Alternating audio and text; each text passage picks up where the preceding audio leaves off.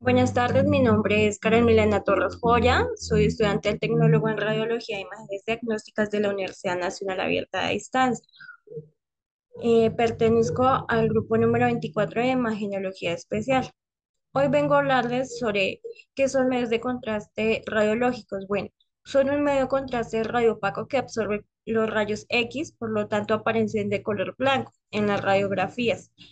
Son sustancias que se introducen en el organismo antes de realizar una prueba de imagen y que ayudan a diferenciar mejor los órganos y tejidos y permiten ver cómo con más presión si están sanos o hay alguna lesión u enfermedad.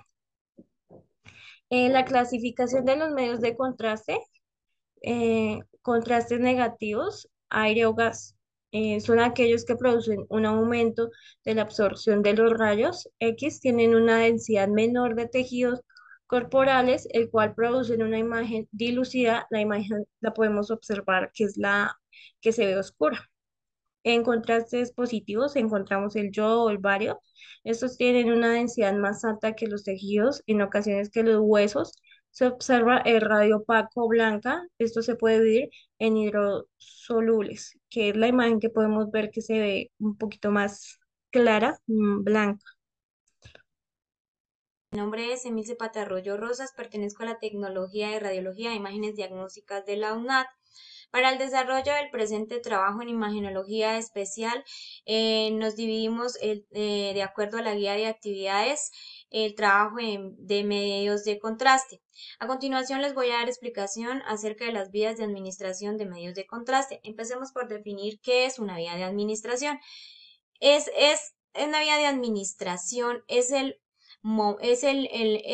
el medio por el cual se incorpora a nuestro organismo cualquier tipo de fármaco o medicamento, que varía dependiendo el acceso vascular, problemas químicos y el tipo de examen que se vaya a realizar. Debemos tener en cuenta que para el paso de medios de contraste intravascular o intravenoso se debe seleccionar una vena de calibre grueso y la cual sea exclusivamente para el paso de este tipo de contrastes. La velocidad de flujo debe ser apropiada para el calibre del yelco que vamos a utilizar. La vena que se debe seleccionar con mayor preferencia es la del brazo antecubital eh, o también conocida como las venas de pliegue, que las encontramos en esta parte del brazo. A continuación les voy a dar explicación acerca de los diferentes medios de contrastes y por la vía que podemos pasar. Rectal, varitados, yodados y en enema. Intravascular, yodados, gadolino, ecopotenciales. Vesical, yodados por una sonda vesical. Esto quiere decir pues que se pasa de una sonda que va desde el meato urinario y se desplaza hasta la vejiga. Percutánea, yodados, vaginal, yodados, que se pasan por sondas, por una sonda especial. Oral, pues varitados y yodados. Eh, A continuación les voy a explicar también acerca de la extravasación de medios de contraste y tratamiento. ¿Qué es una extravasación? Una extravasación se define como la salida accidental de una cantidad variable de estos medios. Que sale desde el espacio intravascular hacia los tejidos subcutáneos. Los principales factores de riesgo que se dan para que se presente una extravasación pueden ser venas multipuncionadas, venas que llevan una inserción por más de 48 horas, el uso de la inyectadora automática y una inadecuada canalización. Los principales signos y síntomas que van a presentar los pacientes con extravasación son edema, opresión, dolor, quemazón, eritema, rubor. Las secuelas que pueden dejar los medios de contraste pues son recordemos que algunos son tóxicos como son los medios de contraste yodados para la piel. Eh, hay una respuesta inflamatoria local que en la mayoría de veces se resuelve sin secuelas. en algunos casos. En las lesiones más graves encontramos lo que es el síndrome compartimental, la ulceración y necrosis hasta 6 horas post extravasación. Los diferentes tipos de extravasación que encontramos son la extravasación subcutánea. Es la más común que se puede dar cuando estemos realizando el procedimiento de paso de medios de contraste. En esta, pues, podemos ver en la imagen cómo se acumula acá en la parte superior el medio de contraste y quema las células subcutáneas. En la extravasación intracompartimental, pues podemos ver, como su nombre lo indica, que es un poco más porque se introduce dentro del músculo la el medio de contraste. Y la extravasación mixta, pues es la combinación de las dos extravasaciones ya mencionadas. Y podemos ver que es un poco más complejo porque abarca más tejido subcutáneo y músculo. El tratamiento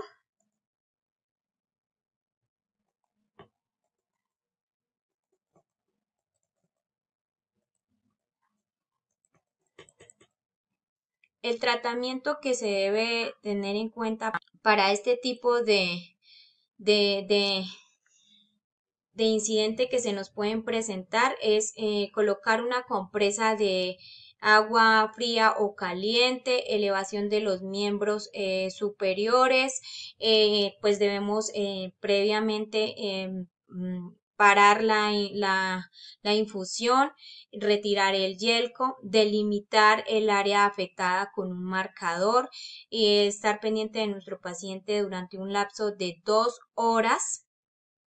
Y si es un paciente que atendimos por consulta externa, pues debemos tomarle sus datos y posterior haberle dado las explicaciones acerca de lo que pues se puede colocar en el área afectada. Voy a hablar sobre las dosis de contraste para exámenes radiológicos. Las dosis de los medios de contraste yodados debe ser pues de acuerdo al tipo de examen que se vaya a realizar al paciente, al lugar que se vaya o que se desee opacificar, así como al peso corporal del paciente y a su función renal.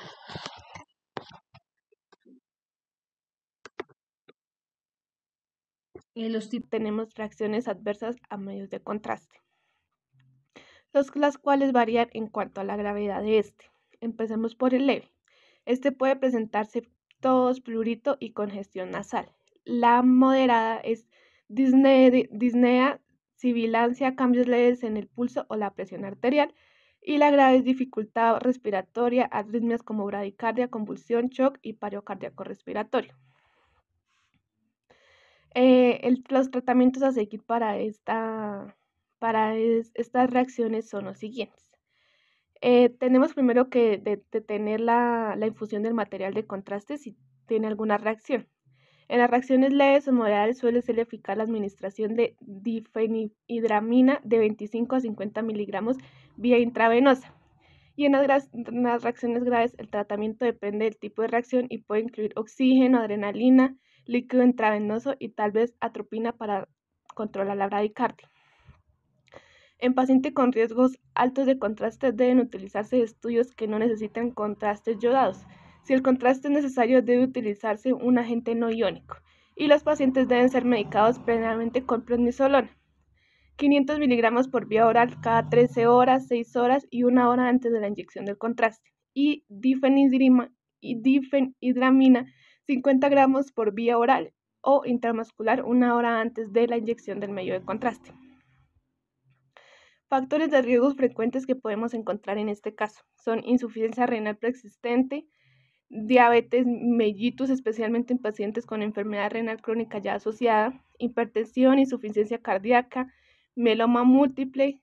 Los pacientes con edad de más de 70 años suelen sufrir más con lo de los medios de contraste, entonces también se necesita un tratamiento diferente para ellos. Y uso de fármacos nefrotóxicos y también deshidratación. Contraindicaciones para los medios de contraste. Pues primero hay que tener en cuenta nuestros pacientes en riesgo Número uno, que son pacientes que tengan reacciones adversas desde antes, por ejemplo, al yodo, reacciones previas a los materiales yodados o un historial de asma o que tengan historiales de alergias o enfermedades del corazón o enfermedades renales o deshidratación o estén altamente deshidratados. También hay otra condición que se llama nefropatía por contraste yodado. Esto constituye una reducción de la función renal. Esto da porque hay un aumento de la creatina sérica hasta el 25% dentro de las 12 horas posteriores al consumo de medios de contraste. ¿Qué se puede hacer con un paciente que sufra de nefropatía por contraste yodado? Lo ideal sería buscar otro tipo de estudio que no necesite ningún tipo de medio de contraste. Y si no se consigue hacer el estudio de otra manera, lo que se debe hacer es hidratar al paciente con suero fisiológico, 1 miligramo por kilogramo cada hora. Y este se administra 12 horas antes y a las 12 horas de estar administrando suero fisiológico se puede mezclar con el medio de contraste para reducir sus efectos adversos. Luego tenemos la clasificación de las reacciones adversas a los medios de contraste según la gravedad. Tenemos leve, moderada y severa. Las leves, por ejemplo, son las que constituyen un 98% de los casos, son autolimitadas, habitualmente se manifiestan como náuseas leves, vómitos, urticaria, eh, cambios hemodinámicos, sabor metálico, etc. Normalmente no necesitan ningún tipo de tratamiento, estos tipos las adversas leves no necesitan ningún tipo de tratamiento, pero sí necesitan eh, vigilancia. Luego tenemos las moderadas, que estas sí que necesitan tratamiento, son signos y síntomas más pronunciados y suelen requerir tratamiento médico.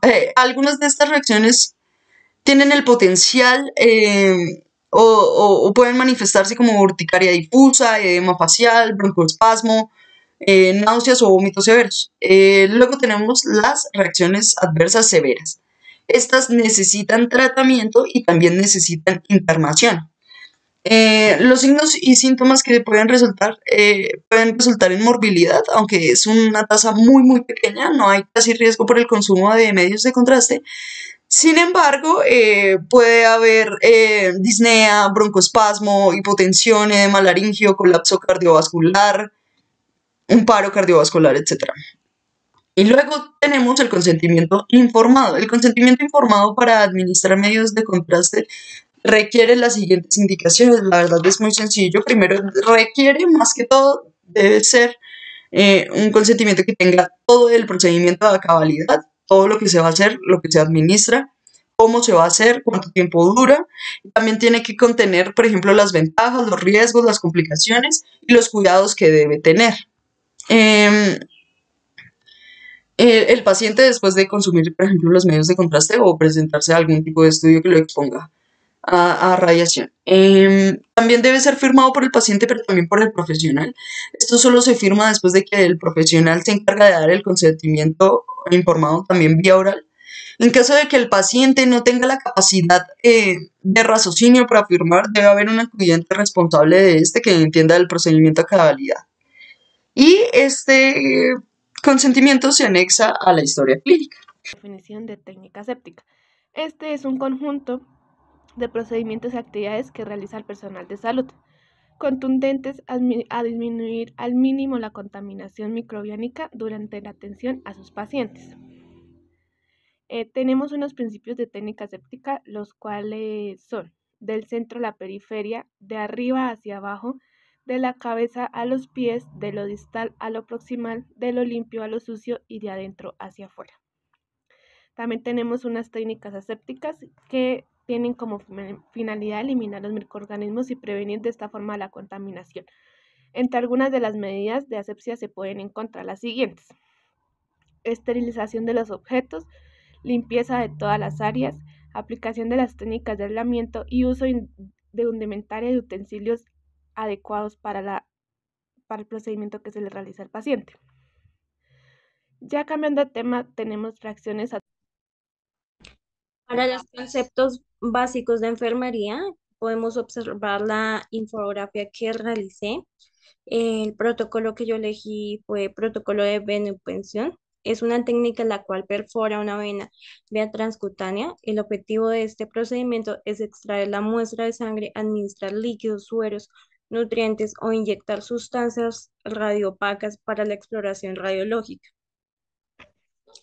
Los vasos referentes para la implantación de catéter venoso periférico, los vasos sobre los que irán implantados los sistemas endovenosos serán preferiblemente las extremidades superiores. Encontramos venas de extremidades superiores como la vena basílica, que esta es la más gruesa, asciende por el lado interno del antebrazo y llega a la cara anterior de la extremidad un poco por debajo del codo.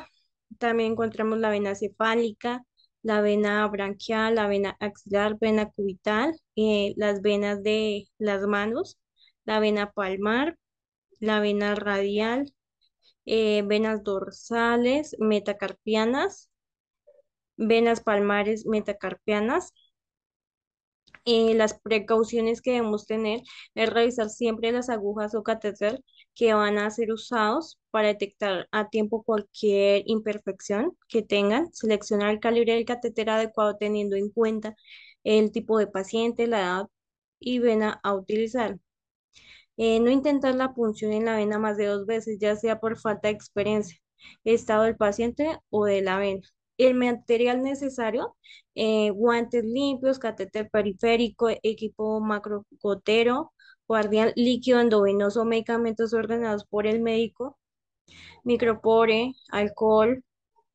Los riesgos de este procedimiento es hemorragia, edema y hematoma o trombosis.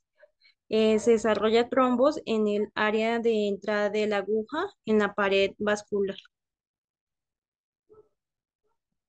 Los tipos de catéter o de yelcos usados en los procedimientos de radiología se clasifican como el catéter de palomita, el catéter de cánula, corto y aguja, el catéter PIC, que es de 60 a 90 centímetros, el catéter de longitud media, que es de 21 centímetros. Estos se dan por colores y sus usos, pues, como digamos el naranja y el gris, se dan como usos frecuentes en quirófanos, en emergencias, para transfusiones rápidas de sangre y para aplicar líquidos muy densos. El verde son para transfusiones sanguíneas y grandes volúmenes de fluidos. El rosa, al igual que el verde, es para transfusiones sanguíneas y pues para grandes volúmenes de fluidos. El azul sea para transfusiones sanguíneas y la mayoría de medicamentos y fluidos. Y pues por último, el amarillo, que es la medicación de infusiones de corta duración y para pacientes geriátricos. ¿Cómo funciona un procedimiento de sondaje? Este sondaje se hace con una sonda que se llama Nelaton, que es esta. La sonda Nelaton es una sonda flexible que se presenta normalmente en forma de caucho. Esta normalmente se usa para el drenaje de la orina y esta se diferencia de la sonda Foley porque esta no se puede insertar en la vejiga. Se caracteriza por ser de PVC, normalmente tiene 38 centímetros de longitud y con calibre de 5 a 20 French. Generalmente es utilizada para padecimientos como cirugía de próstata o de los genitales, retención urinaria, incontinencia urinaria o otras afecciones como esclerosis múltiple, lesión de la médula espinal o incluso demencia. Existen muchos tamaños y materiales, por ejemplo látex, silicona, teflón, y también hay tipos como recta o de punta codada, pero normalmente es una sonda que se presenta como suave y de caucho. Con la sonda Foley vamos a realizar entonces el procedimiento de sondaje. El procedimiento de sondaje es muy sencillo. Lo primero que debemos tener en cuenta es mantener la técnica aséptica. Entonces seleccionamos el calibre adecuado para nuestro paciente, hacemos asepsia estricta de los genitales realizando un baño extremo antes de empezar el estudio. Después de la asepsia, por ejemplo, en caso de los hombres, bajamos suavemente el prepucio utilizando lubricantes estériles como puede ser, los lubricantes pueden ser solución salina o lidocaína.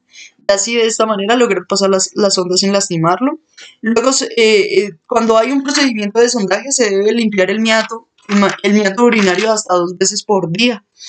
Y se le lleva un control a cualquier alteración o dificultad dentro del procedimiento.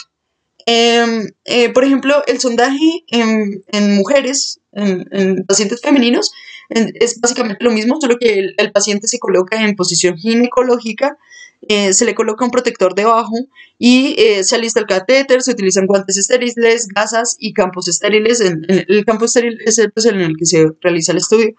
Se lubrica la punta del catéter manteniendo la esterilidad del mismo y se higieniza a la paciente. Entonces se limpia el área de delante hacia atrás entre los labios.